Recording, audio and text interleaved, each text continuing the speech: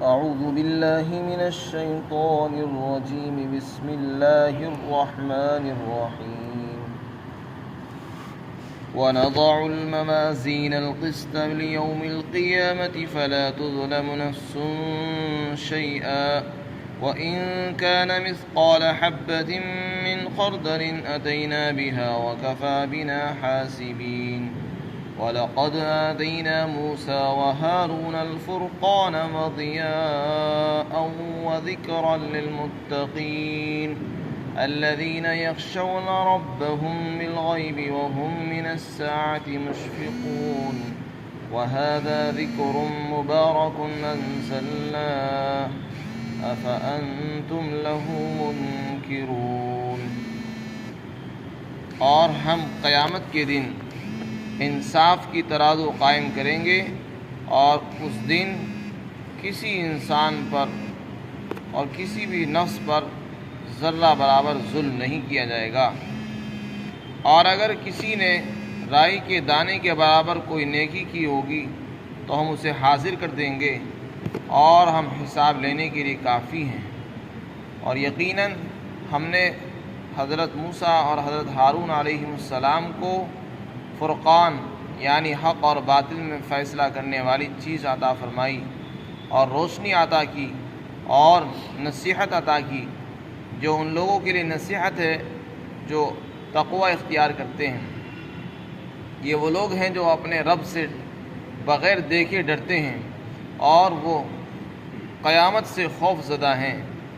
اور یہ قرآن ایک بابرکت کتاب ہے جس کو ہم نے اتارا ہے، تو کیا تم پھر بھی اس کا انکار کر رہے ہو؟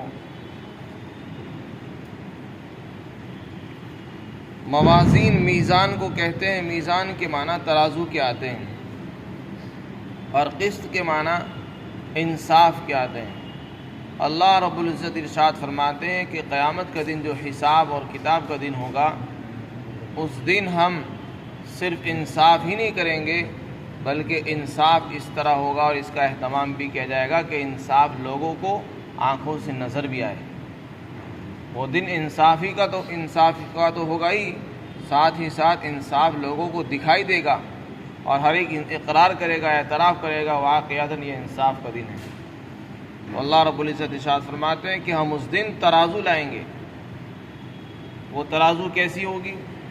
حضرت سلمان فارسی رضی اللہ عنہ سے روایت ہے کہ رسول اللہ صلی اللہ علیہ وسلم نے ارشاد فرمایا کہ اللہ تعالیٰ قیامت کے دن ترازو قائم فرمائیں گے،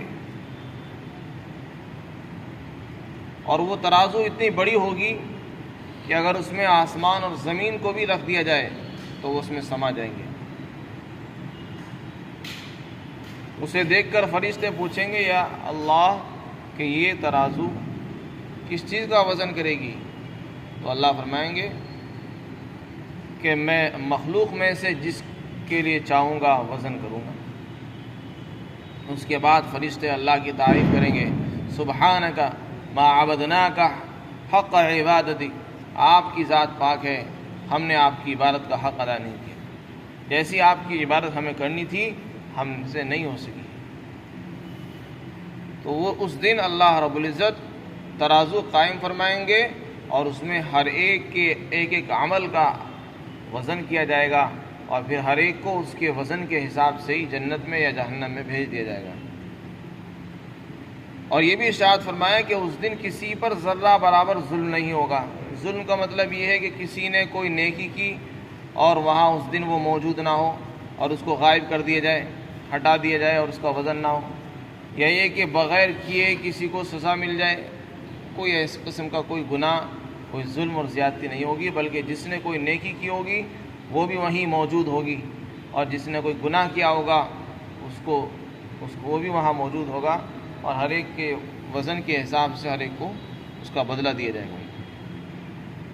یہاں تک کہ فرمایا کہ اگر رائی کے دانے کے برابر، رائی کا دانہ کتنا معمولی سا دانہ ہوتا ہے، اگر کوئی نیکی رائی کے دانے کے برابر بھی ہوگی اور انسان یہ سوچتا ہوگا کہ میں نے تو بہت معمولی سا عمل کیا تھا، پتہ نہیں اللہ کو معلوم ہے نہیں معلوم ہے، ایسا اللہ کو ہر چیز کا علم ہے. کسی نے رات کے اندھیرے میں، تنہائی میں، جنگل میں کون سا نیک عمل کیا تھا، اللہ کو اس کا بھی علم ہوگا.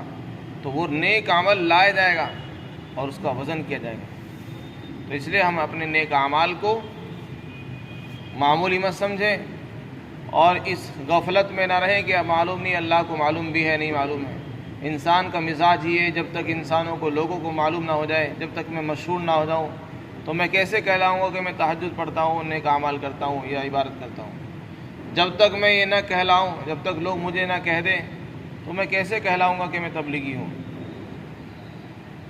تو حقیقت یہ ہے کہ ہم جو بھی عمل کریں اللہ کے لیے کریں اور اس کو چھپائیں، اس کو اظہار اس لیے نہ کریں کہ لوگوں کو معلوم نہیں ہوگا اور اللہ کو معلوم نہیں ہوگا۔ نہیں، اللہ کو ہر چیز کا علم ہے، چاہے تم چھپا کر کرو یا دکھا کر کرو، بلکہ اللہ کو وہ عمل زیادہ پسند ہے جو چھپ کر کیے جاتے ہیں، مخفی طور پر کیے جاتے ہیں۔ نیکی کر دریا میں ڈال، نیکی کرو بھول جاؤ، اس کو یاد کرنے کی ضرورت ہی نہیں ہے، کیونکہ ہمیں اس کا بدلہ نہیں لینا، ہم بدلہ دینے والے نہیں ہیں، بدلہ دینے والا اللہ ہے اور یاد رکھنے والا بھی وہی ہے۔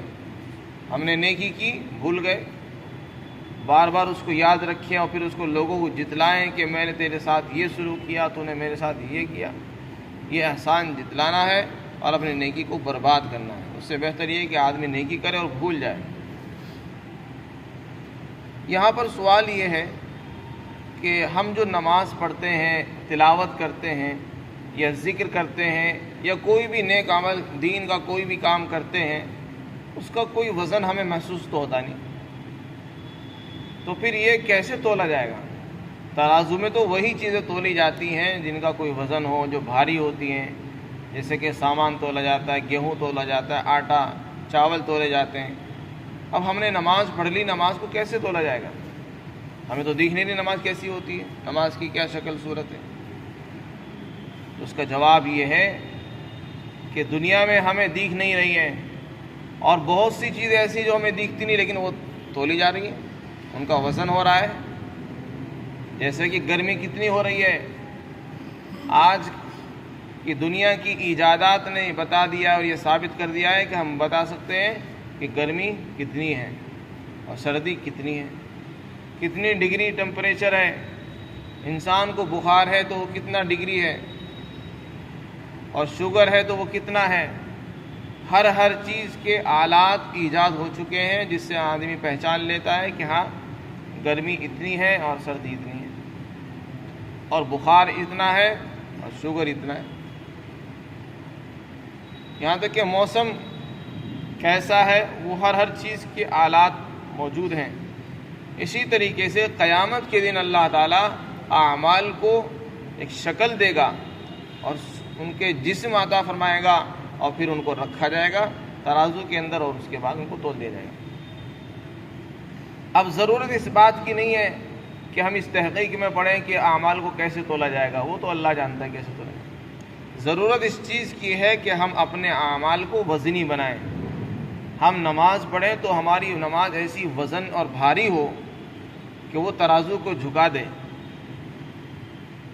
کیونکہ اگر ہم نے اعمال تو ہزاروں کر لیے، اعمال تو ہمارے سینکڑوں اور ہزاروں کی تعداد میں ہے، لیکن وزن کسی کے اندر نہیں ہے، سب ہلکے پھلکے روئی کی طرح ہے، تو وہ وزن کو، ترازو کو کیسے جھکائیں گے، اور پھر کیسے وہ ہمارے پلڑے میں بھاری وزن پیدا کریں گے؟ تو اس کے لیے ضرورت اس بات کی ہے کہ ہم اخلاص پیدا کریں۔ اعمال میں وزن پیدا ہوتا ہے اخلاص سے۔ کوئی بھی نیک عمل کرنا ہو اللہ کے لیے، مخلوق کے لیے نہیں۔ تلاوت ہو، نماز ہو، دعوت ہو، تعلیم ہو، تصنیف ہو، کوئی بھی دین کی محنت ہو، وہ کس لیے کرنی ہے؟ اللہ کے لیے کرنی ہے۔ اور جب اخلاص کے لیے آدمی کام کرتا ہے تو اس کا وزن ہوتا ہے، وہ بھاری ہوتی ہے، وہ ترازو کے اندر وزن ہی ہو جائے گی، یہاں تک کہ ترازو جھک جائے گا۔ آپ نے سنا ہوگا، حدیث میں آتا ہے، اللہ کے رسول نے فرمایا کہ بہت سے لوگ نماز پڑھتے ہیں، کسی کو نماز کا پورا ثواب مل جاتا ہے، کسی کو 10واں ملتا ہے، کسی کو آدھا ملتا ہے، کسی کو 9واں حصہ ملتا ہے، کسی کو 5واں ملتا ہے۔ یہ کیوں ہے تفریق؟ یہ اسی لیے تو ہے کہ ہمارے خشوع اور خضوع میں اور اخلاص میں جس قدر زیادتی ہوگی، ہمارے عمل کا وزن اور نمبر اتنے ہی بڑھ جائیں گے۔ اور نمازوں میں جتنا خشوع اور خضوع کم ہوگا، اخلاص کم ہوگا، عمل کا وزن اتنا ہی گھٹ جائے گا۔ تو نماز ہم ایسی پڑھیں جس میں خشوع ہو، ہمارا بدن حرکت نہ کرے، توجہ دھیان صرف اللہ کی طرف ہو، اس سے خشوع پیدا ہوتا ہے، اسی کا نام خشوع ہے۔ بس توجہ ایک طرف ہو، اس کے لیے مسجد میں وقت سے پہلے حاضر ہوں، اطمینان اور سکون کی کیفیت کے ساتھ قبلہ ہو کر بیٹھیں اور ذکر اللہ میں مشغول ہو جائیں۔ اس کے بعد جب نماز پڑھیں گے تو انشاءاللہ خشوع پیدا ہوگا۔ اور اگر بالکل بر وقت حاضر ہوں گے تو خشوع نہیں آ سکتا۔ بھاگ دوڑ کرانے سے بدن کے اندر بھی حرارت ہوگی، بدن کے اندر بھی حرکت ہوگی اور ذہن بھی منتشر ہوگا، تو پھر خشوع خضوع حاصل نہیں ہوگا۔ آگے ارشاد فرمایا وَكَفَى بِنَا حَاسِبِينَ، ہم حساب لینے کے لیے کافی ہیں، یعنی ہمارا حساب، جب ہم نے حساب لے لیا اب کسی اور حساب کی ضرورت نہیں رہے گی، کسی کو یہ کہنے کا حق نہیں ہوگا نہیں میرا حساب دوبارہ ہونا چاہیے یا اس میں کمی رہ گئی ہے۔ ہمارے حساب کے بعد کوئی حساب لینے والا بھی نہیں ہے، نہ کوئی لے سکتا ہے نہ کوئی کہہ سکتا ہے، ہم کافی ہیں حساب لینے کے لیے۔ آگے اللہ رب العزت نے فرمایا کہ ہم نے حضرت موسیٰ اور حضرت ہارون علیہ السلام کو، یہ جو دونوں بھائی تھے، ہم نے فرقان عطا فرمایا۔ فرقان کے معنی حق اور باطل کے درمیان فیصلہ کر دینے والی چیز اللہ نے ان دونوں حضرات کو عطا فرمائی تھی۔ اس سے مراد یا تو تورات ہے یا وہ اللہ کی طرف سے دی ہوئی وہ مدد ہے جس کی بدولت اللہ تعالیٰ ان کی مدد فرماتے تھے، حق اور باطل میں یہ فرق کر دیا کرتے تھے۔ چنانچہ اسی کی بدولت اللہ نے ان کو فرعون سے نجات عطا فرمائی اور دریا پار ہو گئے۔ فرمایا وہ کتاب تورات ایسی تھی جو حق میں اور باطل کے درمیان فیصلہ کر دیا کرتی تھی۔ اور اسی طرح فرمایا کہ ہم نے وہ کتاب روشنی بنائی، چنانچہ تورات جیسے وہ حق اور باطل میں فیصلے کرتی، اسی طرح وہ روشنی کا کام کرتی تھی، چراغ تھی وہ اندھیروں میں، یعنی اگر کوئی اس پر عمل کرتا تو اس کو رہنمائی اور روشنی مل جاتی تھی۔ اسی طرح فرمایا کہ تورات نصیحت تھی، اس میں لوگوں کے لیے نصیحت اور کام کی باتیں تھی۔ ویسے تو وہ تمام ہی لوگوں کے لیے روشنی اور نصیحت کے لیے آئی تھی، لیکن اس کا سب سے زیادہ فائدہ انہی لوگوں کو تھا جو متقی اور پرہیزگار تھے۔ یہ وہ لوگ تھے جو اپنے رب سے ڈرتے تھے اور اپنے رب سے بغیر دیکھے ڈرتے تھے، یہ ان کی صفت بیان فرمائی ہے۔ اپنے رب سے ڈرتے ہیں اور بغیر دیکھے، حالانکہ انہوں نے اللہ کو نہیں دیکھا ہے۔ اور دوسری صفت ان کی بیان فرمائی کہ وہ قیامت سے بھی خوف زدہ رہتے تھے، ڈرتے رہتے تھے کہ قیامت میں کیا ہوگا، حساب کتاب کیسے ہوگا، یہ سب احوال تھے۔ حدیث پاک کے اندر آتا ہے، حضرت عائشہ صدیقہ رضی اللہ عنہ فرماتی ہیں کہ ایک اعرابی، ایک دیہاتی شخص آئے اور حضور کے سامنے بیٹھ گئے، کہنے لگے یا رسول اللہ، میرے جو نوکر ہیں، میرے خادم، وہ میرے ساتھ خیانت کرتے ہیں، جھوٹ بولتے ہیں، میری نافرمانی کرتے ہیں، میرا کہنا نہیں مانتے، میں ان کی پٹائی کرتا ہوں، ان کو برا بھلا کہتا ہوں، اب میرا اور ان کا کیا ہوگا قیامت کے دن؟ آپ نے فرمایا ان کی نافرمانی، ان کی خیانت، ان کے جھوٹ کو اور تیری سزا کو تولا جائے گا، اس کا حساب ہوگا۔ اگر ان کی نافرمانی اور ان کی خیانت اور ان کا جھوٹ تیری سزا کے مقابلے میں زیادہ بڑھ گئے تو پھر تجھے ان سے بدلہ دلوایا جائے گا۔ تیری سزا کم ہوئی اور ان کی نافرمانیاں زیادہ ہوئی تو پھر ان سے تجھ کو بدلہ دلوایا جائے گا قیامت کے دن۔ اور اگر تیری سزا ان کی خیانت، ان کے جھوٹ، ان کی نافرمانی سے زیادہ بڑھ گئی اور وزنی ہو گئی تو پھر تجھ سے ان کو بدلہ دلوایا جائے گا۔ یہ بات اس نے سنی اور فوراً ہٹ کے زور زور سے چلانے لگا، رونے لگا۔ آپ نے فرمایا کیا تو قرآن کو نہیں پڑھتا؟ قرآن میں اللہ نے کیا فرمایا؟ وَنَضَعُ الْمَوَازِينَ الْقِسْطَ لِيَوْمِ الْقِيَامَةِ فَلَا تُظْلَمُ نَفْسٌ شَيْئًا۔ اس کے بعد کہنے لگا یا رسول اللہ، میں تو ان کے لیے بس یہی بہتر سمجھتا ہوں، اپنے لیے اور ان کے لیے بس ان کے حق میں میں یہی بہتر سمجھتا ہوں کہ میں ان سے جدا ہو جاؤں، الگ ہو جاؤں، میں ان کو ساتھ رکھنا نہیں چاہتا۔ ایسا نہ ہو کہ یہ میرے لیے آخرت میں تباہی کا پکڑ کا ذریعہ بن جائے۔ بس میں تو اپنے لیے یہی مناسب سمجھتا ہوں، نہ میں غلام رکھوں گا نہ ان کو ساتھ رکھوں گا، ان کو اپنے سے جدا کروں گا۔ اور آپ گواہ رہے میں نے ان سب کو آزاد کر دیا۔